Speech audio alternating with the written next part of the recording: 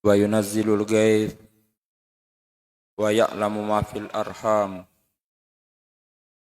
wa ma tadri nafsun maza taksibu gada wa ma tadri nafsun bi ayyi ardin tamut innallaha alimun khabir.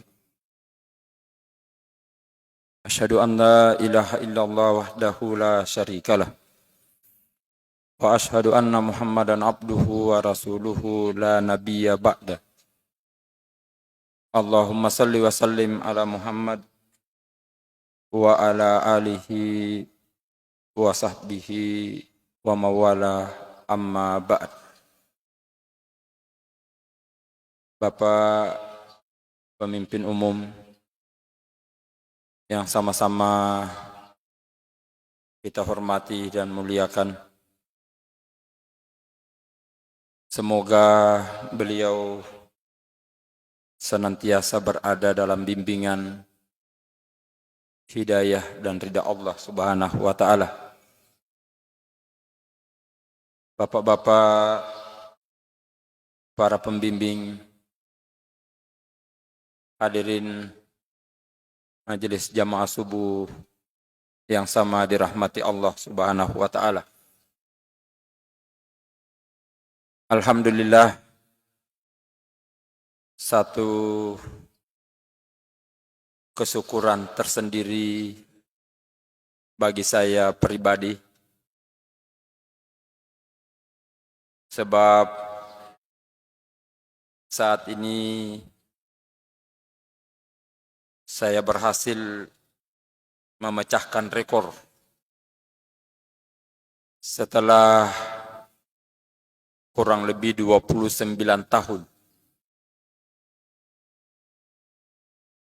bertugas di berbagai daerah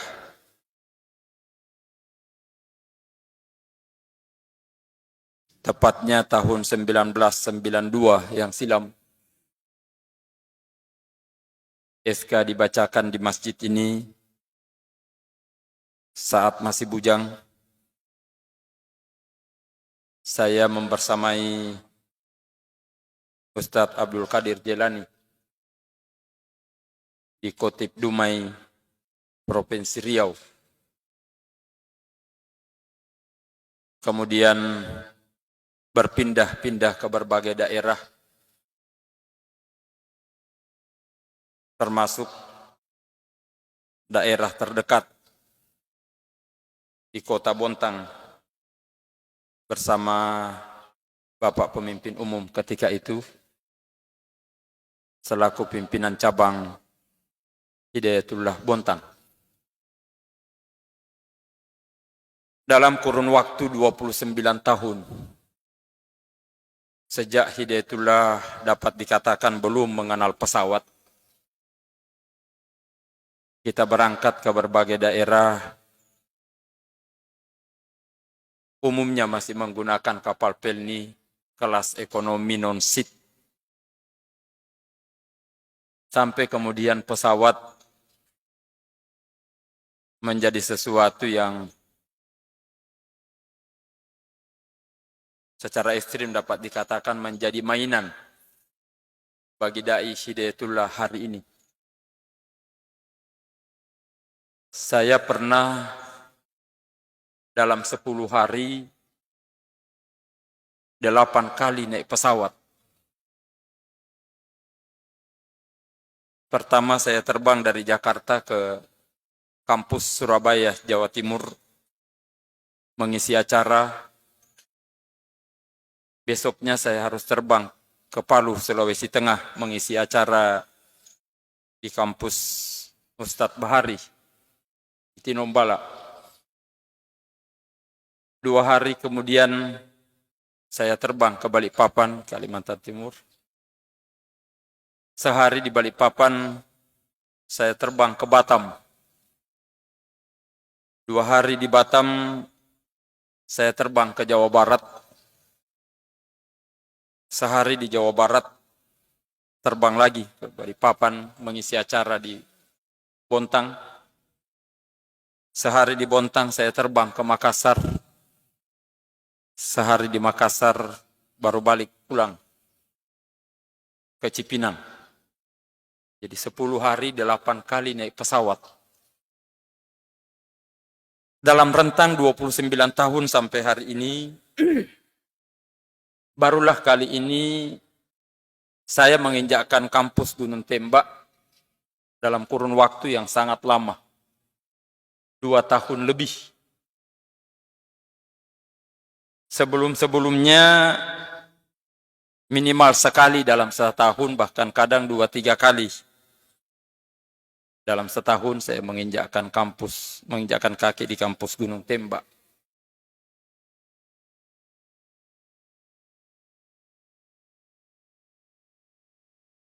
Meskipun saya tidak berharap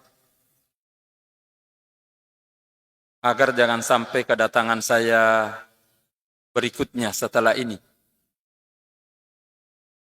disebabkan oleh kejadian yang kurang lebih sama.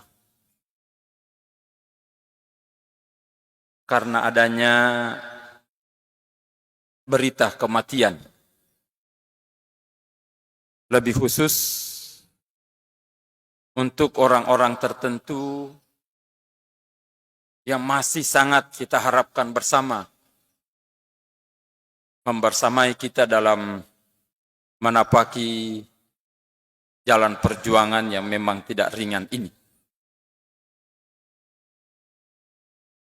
Meskipun sebagaimana yang saya tulis dan di-share di berbagai medsos kemarin, bahwa kematian sebenarnya sudah menjadi pemahaman dan keyakinan kita bersama bahwa dia adalah sebuah keniscayaan yang pasti akan dialami oleh setiap orang. Namun tetap saja kita sering dibuat terhenyak apabila kematian itu dialami oleh orang yang masih kita harapkan untuk hidup lebih lama. Sebab realitasnya memang seperti itu. Ada orang yang rasa-rasanya hampir setiap hari kabar yang dinanti-nantikan oleh orang adalah berita kematiannya. Sehingga begitu kabar itu beredar, bukan innalillah yang pertama diucapkan, tapi alhamdulillah. Wah, syukur akhirnya mati juga. Tapi ada orang yang diharapkan masih hidup lebih lama, kok malah mati duluan.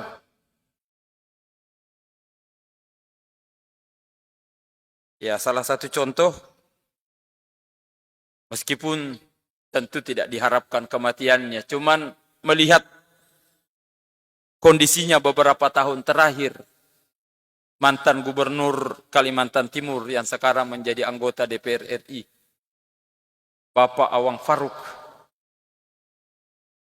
datang terakhir ke sini, itu juga menggunakan kursi roda, padahal statusnya masih gubernur.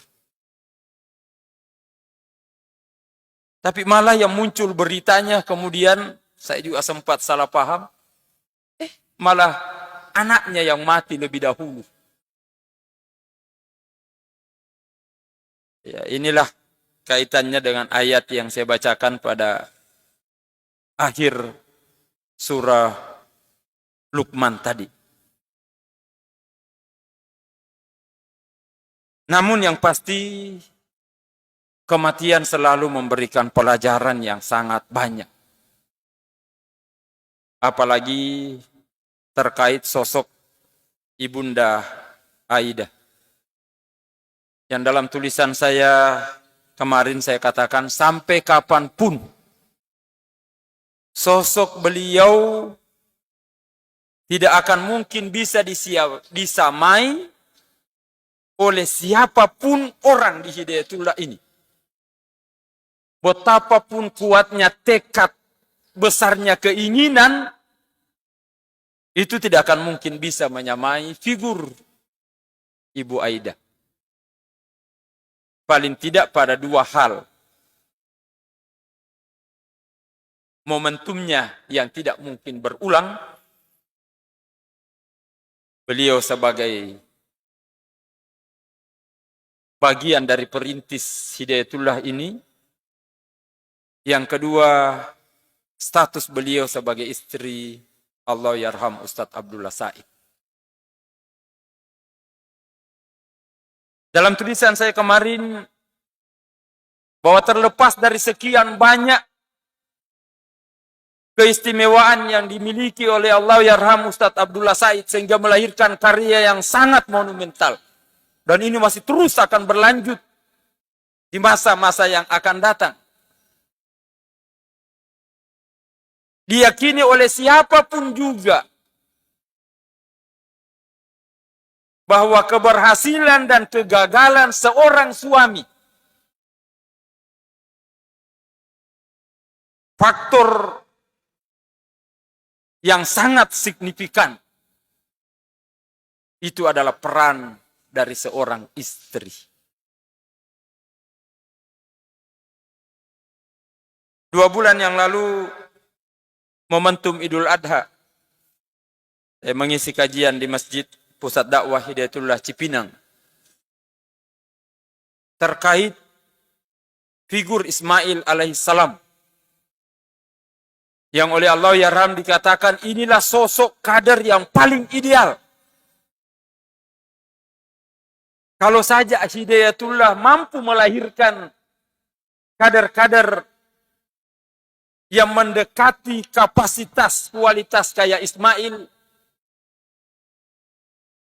maka akan terjadi akselerasi yang luar biasa di Hidayatullah ini.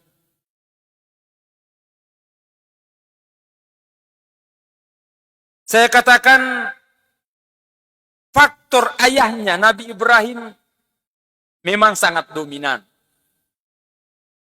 Kenapa Ismail bisa tumbuh besar berkembang seperti itu?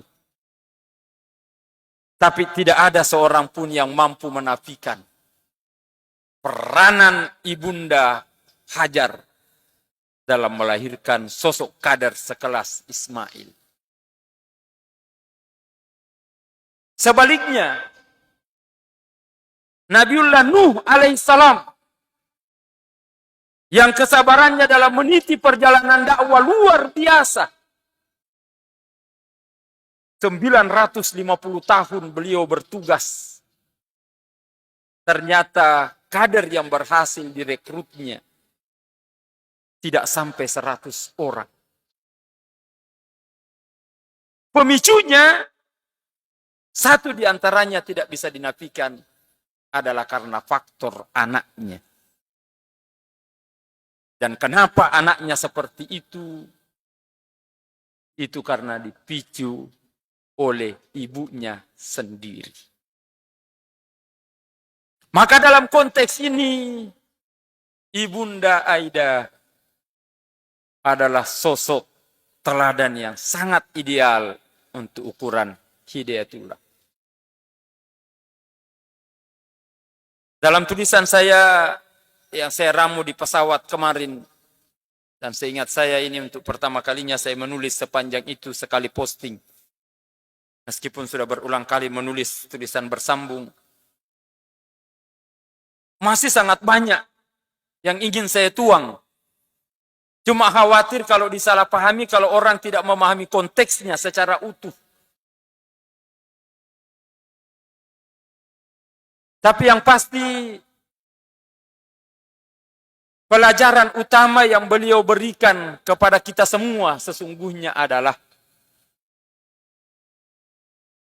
bagaimana konsekuensi utama bagi setiap orang yang mengklaim dirinya sebagai pejuang adalah kesiapan untuk berkorban. Berhenti bicara dan mengklaim diri sebagai seorang pejuang bila di saat yang bersamaan kesiapan dalam berkorban mulai terdegradasi. Pada silaturahim Muharram Hidayatullah wilayah Sumatera Utara sebulan yang lalu. Saya katakan di depan kader Hidayatullah se-Sumatera Utara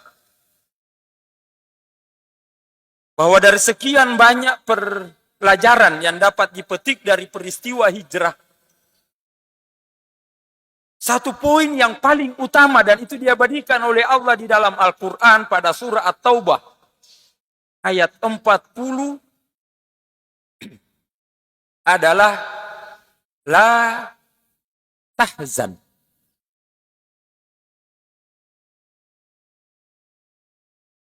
Kalau saja semua kader di Hidayatullah mampu bersikap menghadapi berbagai situasi dan kondisi hatta yang sangat kritis sekalipun, bisa mengatakan la tahzan, selesai persoalan. Makna yang paling mudah dipahami oleh anak milenial saat ini, la tahzan itu adalah jangan galau. Yang tidak bisa ditampik bahwa dalam kurun waktu beberapa tahun terakhir banyak kader, khususnya dalam momen-momen tertentu, merasakan kegalauan itu. Yang berbanding terbalik dengan kader-kader awal ketika menghadapi momentum yang sama.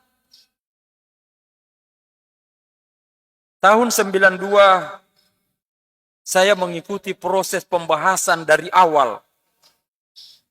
Dan inilah sejarah pertama kali di zaman Allah yarham petugas disebar begitu banyak. Di waktu yang bersamaan, 60 orang lebih. Karena saya waktu itu ketua Dewan Santri di sini, saya satu-satunya santri yang dilibatkan dalam pembahasan siapa saja santri yang layak ditugaskan, kemana, sebagai apa. Di rapat pleno saya ikut. Di tim perumus, 2 jenjang terakhir sisa 4 orang saya ikut. Terakhir saya mengetik nama-nama orang yang bertugas kemana. Sebelum kemudian akan dibuatkan SK secara resmi. Dari proses awal sampai pengetikan, karena saya yang ketik, nama saya tidak pernah muncul dalam pembahasan. Tapi begitu SK dibacakan oleh almarhum Pak Wakio, belum 20 orang nama saya sudah muncul. Duh, ini gimana ceritanya? Kok begitu panjang prosesnya, nama saya tidak pernah muncul dalam pembahasan, akhirnya disebut juga. Tidak tanggung-tanggung, langsung ke Dumai. Sementara saya berstatus ketua Dewan Santri, dan juga ketua lembaga tahfiz di Gunung Tembak ini. Tapi memang pada masa itu setiap momen Muharram bukan sesuatu yang berlebih-lebihan kalau dikatakan ada kebanggaan yang luar biasa kalau nama kita tercantum dalam SK yang akan ditugaskan. Dan merasa sedih, kecewa, kok saya belum ditugaskan? Ya apa masalahnya? Di mana kurangnya? Tapi kemudian, seiring perjalanan waktu, pelan-pelan banyak kader yang tegang kalau sudah menjelang pembacaan SK. Jangan-jangan nama saya muncul juga. Innalillah. Padahal penugasan itu hanyalah salah satu sisi dari perjalanan perjuangan ini.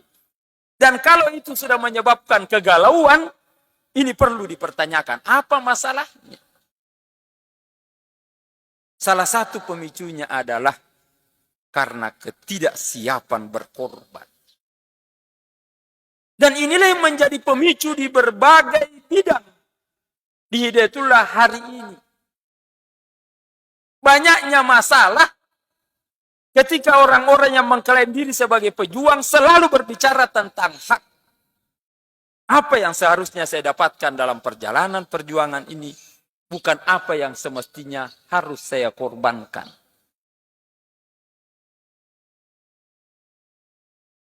Sangat keras tulisan saya kemarin ketika saya kunci. Mengatakan sungguh kader yang sangat memalukan, bahkan bisa menjijikkan. Bila hari ini ada yang mengklaim berhak untuk hidup lebih layak dan mendapatkan fasilitas lebih dibandingkan Ibu Aida dan anak-anaknya. Tidak usahlah di masa sekarang, sejak di zaman almarhum. Pada saat beliau masih hidup, kalau mau hidup layak, sangat wajar dan tidak ada orang yang bisa mempertanyakannya. Mau ditinjau dari sisi mana, itu sangat wajar dan sangat manusiawi. Tapi luar biasa Ibu Aida. Sampai sepeninggal suami beliau, yang ditulis oleh almarhum Ustadz Mansur Salbu dalam buku Mencetak Kader. Hatta uang duka yang diberikan berbagai pihak untuk Ibu Aida digunakan bersama anak-anaknya. Jangankan menerima dan digunakan, sekedar mau tahu jumlahnya pun beliau tidak ingin. Diserahkan sepenuhnya ke lembaga saat itu. Dan setelah saya posting, Pak Arif Sopia selaku bendahara langsung menjelaskan, saya jadi saksi. Saya yang menerima uang puluhan juta uang duka itu. Dan menarik statement Ibu Aida, meskipun redaksinya tidak sama persis, tapi kata kuncinya adalah, saya tidak ingin menciderai pengorbanan suami dan ayahanda anak-anak saya. Hanya karena uang duka seperti ini. Orang yang bisa berkorban seperti inilah, yang bukan karena doktrin, bukan karena paksaan apalagi dibuat-buat, itu dengan sendirinya memang tidak akan galau dalam hidupnya.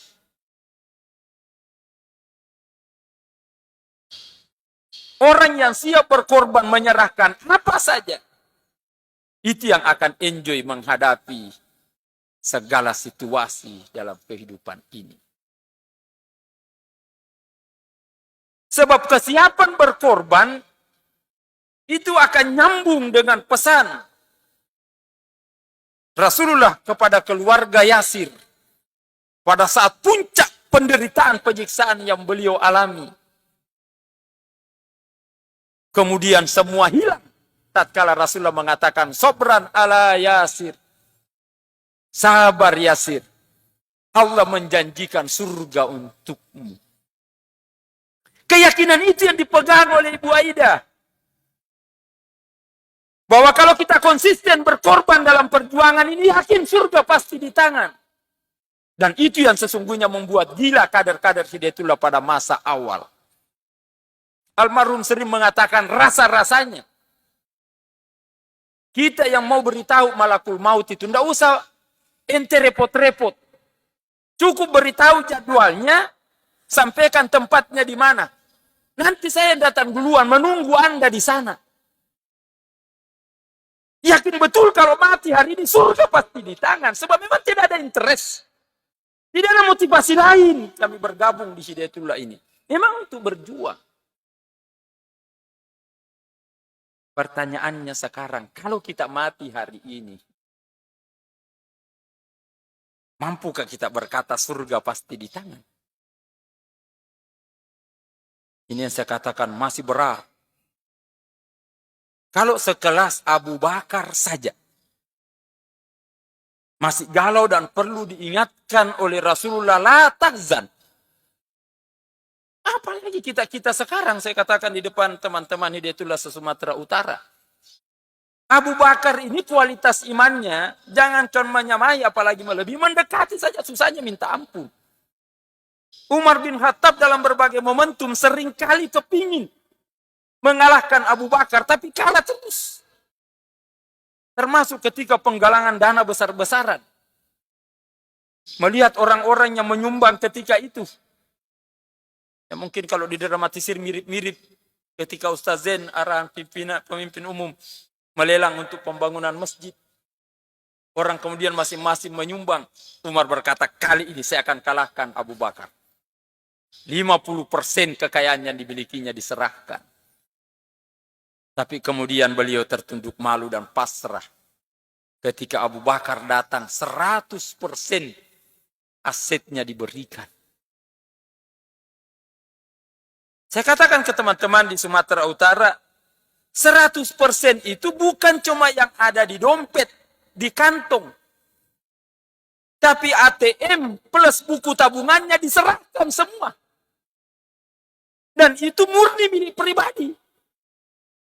Nah kalau kader sekarang, jangankan milik pribadi, nyata-nyata milik lembaga disuruh store dan itu ada PO-nya, pasal ayatnya jelas sangat rinci, masih juga disiasati untuk diserahkan. Itu yang membuat kita tidak bisa yakin kalau surga di tangan. Terlalu sering mengutak-atik PO yang ada untuk sesungguhnya menyiasati motivasi lain yang mendasari kita bergabung di lembaga ini. Semoga kematian almarhumah menjadi momentum untuk kita kembali memperbaharui niat dan meningkatkan komitmen kesiapan berkorban untuknya. Hadanallah wa iyyakum ajmain. Wabillahi taufiq wal hidayah. Wassalamualaikum warahmatullahi wabarakatuh.